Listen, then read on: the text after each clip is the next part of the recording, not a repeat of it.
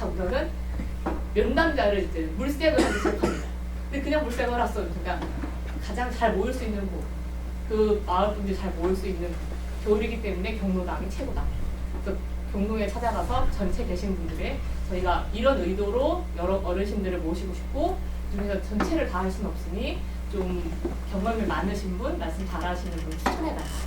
그래가지고 그런 식으로 요청을 해서 조철한 어르신이라고 이제 계시는 분을 면담을 했고 그 다음에 이제는 그 어르신이 또 일정이 안 맞았어요. 중간에 뭐 친척 집에 가시고 그래가지고 다른 분들 해가지고 만성교로 여신 만나고 만나서 이제 얘기를 하다 보니까 인터뷰를 하고 막 자기가 들어보고 하잖아요. 근데 그때 당시에는 이해가 돼가지고 끄덕끄덕거렸는데 다시 보니까 이해가 안 되는 부분이 생기는 거예요. 그러니까 그리고 모르는 단어도 있고요. 또 어르신들이 발음이 부정확하잖아요. 그 부정확하니까 뭐라고 했는지 잘 모르겠고 몇 번을 들어도 모르겠고 전투기로 쌕쌕이 막 네, 쌕쌕이 조인트를 깐다 막 이렇게 그러니까 대체 애들은 모르는 거죠. 그래서 진짜 소리 나는 대로 막 적어가지고 막 읽고 그러니까 그거에 대한 질문이 생기니까 2차 면담이 할 수밖에 없었어요. 그래서 원래 1차로 끝내가지고 모든 걸 종료하고 싶었는데 2차 면담 5일째 되던다고 2차 면담을 한 거예요. 이때 아주 그냥 죽어 나는 줄 알았어. 날을 셌거든요. 5일째, 6일째가 마지막 날인데 그날 나이를 셌어요. 왜냐면 그걸 듣고 다시 기록을 하고 다시 정리를 하려니까 엄청 힘들었는데 그러면서 아이들이 이제 얘기를 했어요. 자서전을 만든다면 모든 얘기를 줄줄이 다 적을 수는 없잖아요. 그러니까 이제 핵심적인 내용을 뽑아내야 하는 부분이죠. 그 뽑아내는 과정을 애들이 이제 책을 프린트된 걸 계속 읽어가면서 이 부분이 의미가 있는 것 같아. 이 부분이 이런 생각하지 않을까? 계속 그분들이 생각을 계속 찾아내는 부분이 있었어요. 그래서 이건 중간 발표했더니 아이들이 정리를 한 건데요. 첫날에 뭐 자기네들이 이제 전사가 대체 뭐냐? 우리 장렬하게 전사할 수도 있어. 이렇게 표현을 하면서 애들이 하고 대체 전사가 뭐예요? 이렇게 되는 거예요. 전사라는 게 애들이 찾아봤어요. 용어를 찾아보고 그리고 가족이 뭐냐 이렇게 얘기를 하면서 이제 자기네들이 정리를 한 거죠. 애들이 기억해.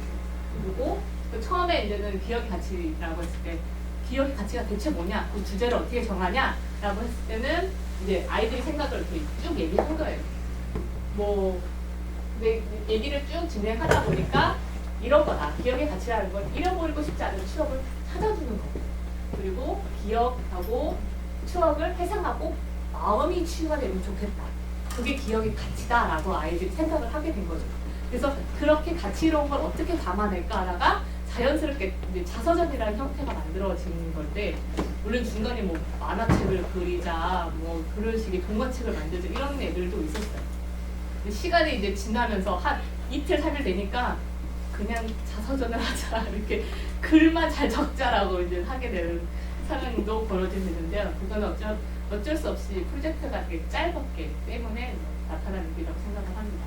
또 기억의 가치의 주제, 그러면 어떤 얘기를 듣고 싶고 어떤 얘기를 우리가 이끌어낼 것인가에 대한 좀 생각을 해야 하잖아요. 그래서 뭐에 대해서 듣고 싶냐 했을 때는 철원인이 갖고 있는 약간 자연 환경적인 내용을 되게 듣고 싶거든요. 철원이라는 게 용암 대지로 만들어져가지고 샘통이라는 게 있어요. 샘통은 그러니까 얼지 않는 물이에요. 그러니까 두루미가 와서 겨울에도 물을 먹을 수 있는 공간이 이제 많이 있었던 거예요. 그 샘통들이 다 없어졌어요. 거의 없어졌어요. 한 개가 두 개밖에 안 남았고, 뭐 한탄강 있고, 그다음에 바로 앞에 평야들이 막 크게 있고, 그렇기 때문에 두루미가 올 수 있는 환경이었는데 옛날에도 그랬을까에 대한 아이들이 약간의 의문이 들기 시작한 거예요. 그런 얘기도 있었고, 그래서 샘통의 가치는 무엇일까? 두루미의 관점에서 서론을 말할 수 있을까? 이 가장 이 차이 참가했던 애들 중에 한 명이 되게 크게 약간 뭐라고 해야지, 아이들마다 성향이 있는데 그 친구가 좀 뭐라고, 다른 사람의 말을 잘 안 듣는 고집스러운 아이였어요. 그러니까 자신의 주장을 엄청 강하게 어필하고 그거에 대해서 막 논리적으로 얘기하려고 막 여기서든 막 저기서든 막 해가지고 딱 말을 하는데 자기는 막 이렇게 내 말을 들어줘 막 이러면서 다른 사람 말 잘 안 듣는 친구였거든요. 근데 그 친구가 얘기를 한 거예요. 동물의 입장에서 철원을 얘기해야겠다. 이런 식으로 막 강조를 했는데 그에 대해서 또 뒤에 어떻게 바뀌었는지 얘기를 해요. 궁금하지 않아서 동물의 입장에서 토론을 얘기할 수 있을까요? 어떨까요? 저도 잘 그걸 이제 그 아이한테 어떻게 그거를 말할 수 있을까 되게 고민을 했던 때가 있었거든요. 그리고 학교 폐교에 대한 기억은 어땠는지, 그리고 철원이라는 곳이 되게 6.25 때 아이스크림 보조를 해가지고 그 철원 지역을 탈환하기 위해서 엄청 많은 폭격기와 이런 게 왔다 갔다 했던 곳이거든요. 그런 얘기가 어땠는지 궁금하기도 하고, 또 야생동물에 대한 경험담도 들을 수 있지 않을까? 그리고 그냥 아주 그때 그 철원에 갖고 있는 책노래락을 좀 듣고 싶다, 이런 얘기를 진행을 하게 됐거든요. 그 얘기를 하다 보니까 자연스럽게 면담 대상은 6.25 그걸 겪으신 분, 그리고 그때부터 철원 지역에서 살고 계셨던 분을 좀 몰색을 하게 된 경우가 이제 자연스럽게 이제 면담자들이 이제 나오게 된 거죠. 그분들 대상으로 그분 중에 한 분은 이제 섭외를 하게 된 거고요. 그리고 아이들 최종 산출물로 이렇게 진행이 되는데, 사실 이거는 디자인하게 된 이유는 저희가 중학교 3학년이 3명이었고 중학교 1학년이 2명이 되잖아요. 근데 그 중에 한 명이 되게 그림 그리는 걸 좋아했어요. 아까 앞에서도 뭐 보드게임을 만들었던 이유가 누가 이제 그 만화 그린 걸 되게 좋아했잖아요. 그런 식으로 이제 아이들이 요구를 좀 보다 보니까 한 명의 이제는 그런 디자인하고 이런 거 되게 좋아하는 거예요, 여자애들이. 그래서 그럼 너희가 자서전에 좀 디자인을 이쁘게 해봐라 해가지고 아이들이 만든 거죠. 그래서 첫 번째 페이지는 이렇게 만들 거고 두 번째 페이지는 이렇게 만들 거예요. 맞죠? 애들이 꾸민 거고요. 그래서 또 그 생활 중에 되게 재밌었던, 아이들이 이제 중간에 인터뷰를 하다가 그 분들 어르신들이 폴라로이드 사진 찍자 했는데 갑자기 그러는 거예요. 삶을 나타내는 분은 손에 있는 것 같다 해가지고 아이들이 손도 이렇게 찍어가지고, 어르신이 손을 찍어가지고 그걸 이제 삶을 대변한다 막 이렇게 얘기하는 그런 면에서 기특하기도 하고 있는데, 그래서 어르신을 잘 드러낸 글이 이렇게 애들이 고른 거예요. 여기서 보시면 이런 이제 두루미에 대해서 이제 얘기를 하는 경험담을 제가 갖고 왔는데요. 그놈이 저놈이 그놈의 새구나, 이런 식으로 표현하고, 또 난 저놈이 무엇인지를 뭐 큰 새가 하나 오는구나 그렇게 생각했지. 그분들이 생각하는 두루미는 그냥 큰 새인 거예요. 그리고 거기서 얘기하는 건 되게 재밌었던 건 그거였어요. 멧돼지나 고라니는 죽일 놈인 거예요. 눈에 보이면 어떻게든 죽이고 싶은 놈인데, 두루미는 딱 농한기 일이 없을 때 와서 일이 많아질 때 가는 애. 그러니까 농작물에 아무런 피해가 없는 애인 거예요. 그러니까 그냥 새인 거예요. 그냥 오면 오는 갑다, 가면 가는 갑다. 그 새가 뭐 이렇게 됐는데, 이제 그렇게 이제 뒤통수를 이제 땡 하고 이제 했던 경험이, 학교에 이제 그 학교가 있다잖아요. 폐교가. 그 옛날에 학교에 이제 부임하신 분이 학교 선생님이 저 새 귀한 새라고 이제 이분께 얘기를 해준 거예요. 인터뷰 하신 분. 이 새는 세계적으로 보호받고 있는 새라서 엄청 귀한 거라고 그렇게 말하니까, 그때부터 이 새가 정말 귀한 새구나 하면서 이제 그분이 이제 보호 활동을 하기 시작했던 경우가 있었는데, 그래서 그분이 이제는 뭐 자기가 어떻게 생활하는지를 얘기하면서 저희가 얘기하는 게 삶의 의미를, 저희가 이분의 삶의 의미가 있다. 그래서 군대라는 거에 대해서 정말 자기가 최초로 만들어진 군대 그 어떤 부대에 자기가 처음 들어갔고, 그리고 내가 가족이 생겼고, 그 가족이 되게 자식들이 이제 잘 돼가지고 있는 거에 되게 뿌듯함을 느끼셨고, 그리고 자기가는 평생 농부였던 거예요.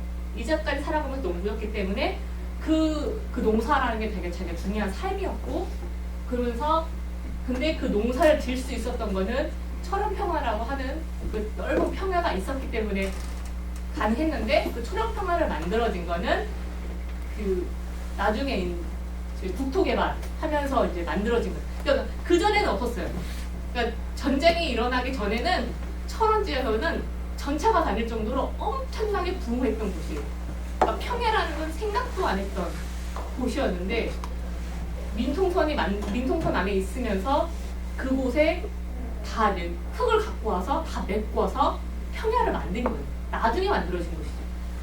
그렇기 때문에 민통성원과 마을은 자기의 삶이었던 거예요. 그리고 그런 식으로 얘기를 하고 그 농한기 때 이분들은 그것도 정말 재밌었어요.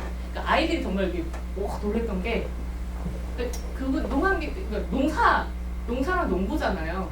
농한기 때 뭐 하겠어요? 겨울에 여기는 이모작도 안 돼요.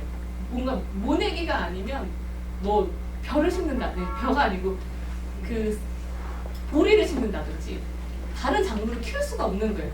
뭐 영하 30도도 내려가는 곳인데 뭐 농작물이라는 걸 심을 수가 없는 거예요. 그 겨울에. 그러니까 할 일이 없어. 그러니까 하고 있는 건 노름, 여자. 이 두 가지인 거예요. 근데 문제는 여자도 먹는 거.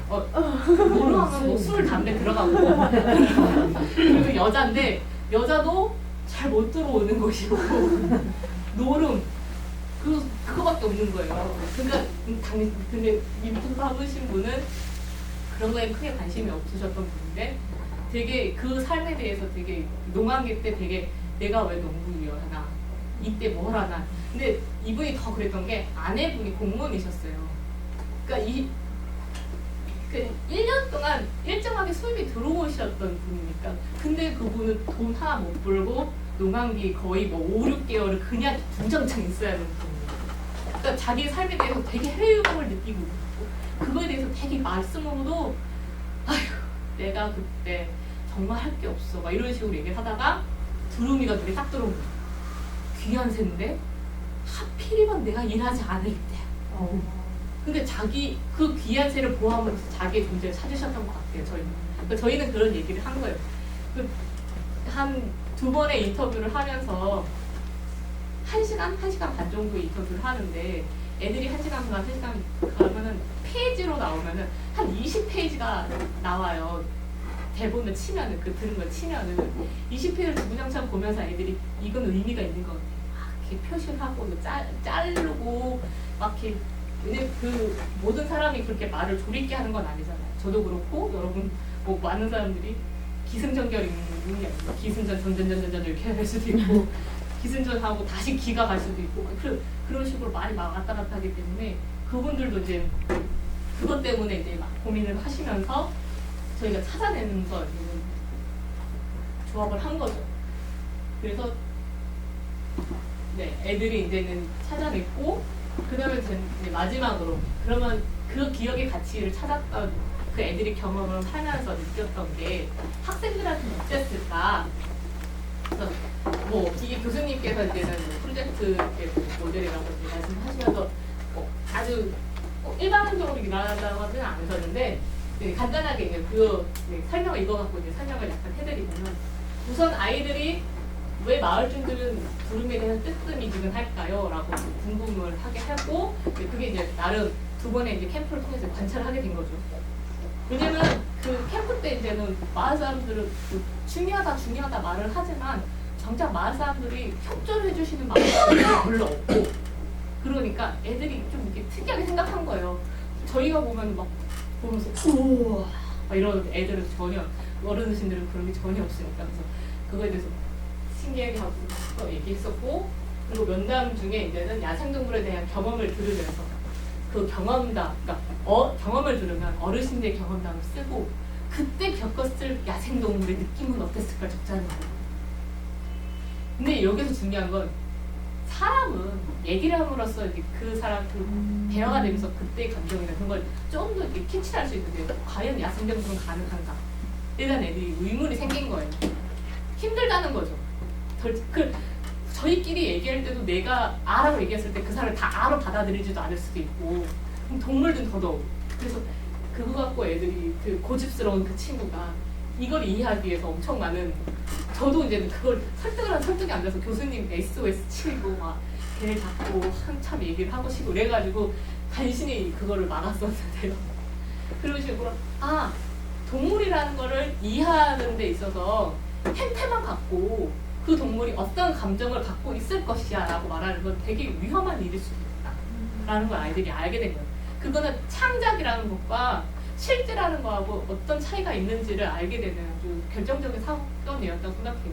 근데 그 친구가 고집스럽댔잖아요.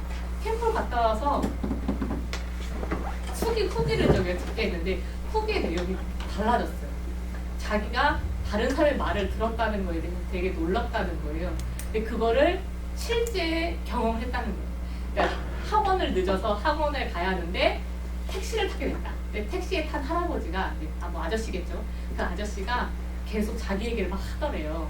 근데 예전 같았으면은 한 귀로 흐르던가 아예 듣지도 않고 뭐 그랬을 텐데 그걸 다 듣고 대답도 하고 나니까 그 택시 운전기사가 아휴 미안하네 내가 한 얘기만 다 얘기해서 이런 식으로 얘기를 했다는 거예요. 자기가 그렇게 그러니까 프로젝트라는 게 실제하고는 아무 상관없다고 생각했대요. 이전까지. 근데 후기에. 근데 그게 아니다. 그게 아니었다. 실제로도 자기가 경험한 바탕이 실제 적용했다. 그래서 되게 놀랍다. 자기가 이런 식으로 글을 쓰게 됐고 또 밑에는 그래서 자기가 글을 쓴 게 자신의 기억 속에 가치를 다른 사람한테 보여주는 것도 얼마나 멋진 일인가요? 얘가 후기에 그렇게 쓴 거예요. 나름 성찰이라고 했다고 생각해요. 저는. 그리고 우리들은 과거에 기억이 없었다면 현재 나도 없고 기억의 가치를 모른다면 인생의 즐거움도 알기 힘들다고 생각. 에너지까지 갖긴 한데 그것도 알기가 쓴 후기인 거예요. 그래서 얘가 정말 좀 기억의 가치라는 거에 대해서 좀 더 그냥 이렇게 무시할 수도 있었는데 좀 더 이렇게 다른 사람이 갖고 있는 기억이라는 게 되게 가치로운 거구나라고 생각하게 됐던 일이 아닐까. 그리고 또 다른 친구는 이런 얘기도 했어요. 기억 중에서도 되게 단순한 건데 기억 중에서도 기억하기 싫은 기억이 있고 좋은 기억이 있다. 그거에 대해서도 되게 새롭게 발견했다라고 얘기를 하더라고요. 그리고 기억들이 쌓여서 그 중에 중요하게 느껴지는 게 추억이 아닌가 싶다. 그래서 나에게 이런 프로젝트가 추억이 된 것 같다 라고 표현하는 친구도 있었고, 그리고 또 기억이라는 것은 우리의 희노애락을 모두 기억하고 추억하고 있는 마치 여러 종류의 책이 있는 도서관이라고 생각한다. 그러니까 그 어르신들이 갖고 있는 그분들이 나이가 있다고 해가지고 무시할 대상이나 아니 뭐 그런 게 아니고 정말 그분들이 하나의 도서관이다 라고 표현하는 것도 되게 좋지 않았을까 생각이 들었고, 그리고 이런 얘기도 있었어요. 그 자신이 듣고 싶은 이야기를 잘 들을 수 없을 때 답답하다. 그것도 있다. 왜냐면 애들이 그 중간에 그런 얘기가 있었어요. 그러니까 신앙심이 되게 면담자 중에 이제 신앙심이 되게 강했던 분이 계셨는데 그분은 되게 자기 삶에 대해서 엄청 이제 얘기를 하고 무슨 좀 하고 싶었던 분이셨어요. 얘기를 하다 보니까 너무 이제 당신 얘기를 하시다가 저희가 질문한 거는 대답 안 하시고 신앙심 아름다운 세상이에요. 여러분들 축복받을 거예요. 뭐 이런 식으로 얘기를 하시니까 힘든 거예요. 그래가지고 계속 근데 이걸 또 어르신한테 질문하고 또 질문하는 게 되게 애들이 힘든 거예요. 근데 하다